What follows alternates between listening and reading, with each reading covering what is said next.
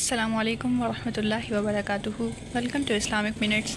آج کا ہمارا ٹاپک اس بات پر ہے کہ کیا مسلمان کسی کافر کے ساتھ بیٹھ کر کھانا کھا سکتا ہے؟ کیا ہم ان کے ساتھ میل جول رکھ سکتے ہیں؟ کیا یہ ایمان کا حصہ ہے یا اس سے ایمان کو خطرہ ہوتا ہے؟ اور اسلام ہمیں اس بارے میں کیا سکھاتا ہے؟ کیا نبی کریم صلی اللہ علیہ وسلم نے کبھی کسی غیر مسلم کے ساتھ کھانا کھایا تھا؟ آج ہم قرآن و حدیث کی روشنی میں اس پر بات کریں گے۔ اسلام ایک ایسا دین ہے جو عدل، رحم اور انسانیت کی تعلیم دیتا ہے۔ کافر یا غیر مسلم سے معاملہ کرتے وقت بھی ہمیں اخلاق، مروت اور حسن سلوک کا حکم دیا گیا ہے۔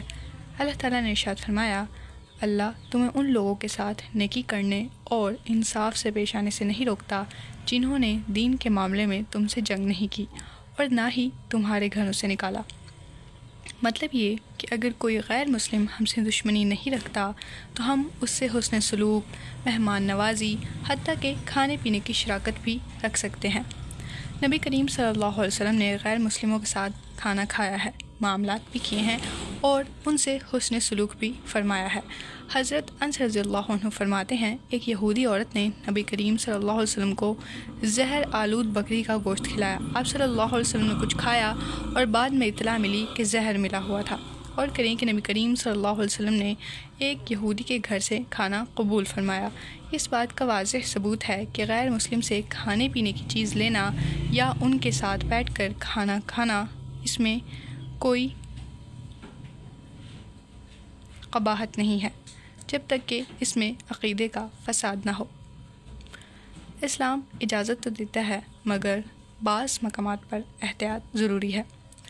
اگر غیر مسلم کھانے میں حرام چیزیں شامل کریں، مثلا شراب، سور یا حرام گوشت، تو اس سے کھانا جائز نہیں ہے۔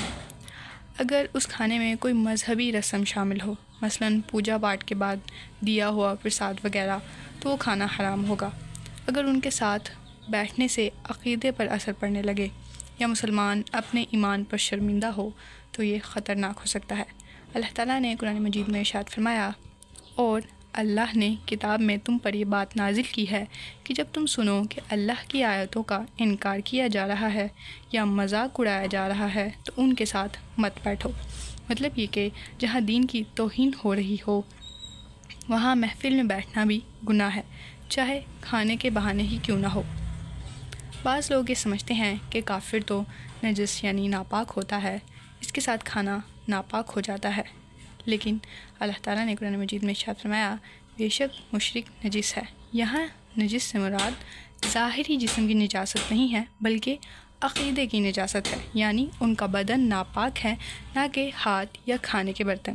حضرت علی رضی اللہ عنہ نے فرمایا، اگر مشرک کی ظاہری نجاست ہوتی تو نبی کریم صلی اللہ علیہ وسلم ان سے ہاتھ نہ ملاتے اور ان کے گھروں سے کھانا قبول نہ کرتے۔ آج ہم غیر مسلموں کے ساتھ کام کرتے ہیں، ان کے ساتھ دوستیاں رکھتے ہیں، ان کے ساتھ سفر کرتے ہیں، لیکن کیا ہر وقت پرہیز ممکن ہے؟ اسلام ہمیں توازن سکھاتا ہے۔ امام نووی رحمہ اللہ فرماتے ہیں کہ اگر کوئی غیر مسلم طیب یعنی پاکیزہ کھانا دے اور اس میں شرعی قباحت نہ ہو تو وہ کھانا جائز ہے۔ اسلام ہمیں ایک ایسا توازن دیتا ہے جس میں نہ شدت ہے نہ بے احتیاطی۔ ہمیں کسی غیر مسلم سے نفرت صرف اس عقیدے سے ہے، انسانیت سے نہیں ہے۔ ان کے ساتھ کھانے پینے میں شراکت جائز ہے جب تک شرعی حدود کا لحاظ رکھا جائے۔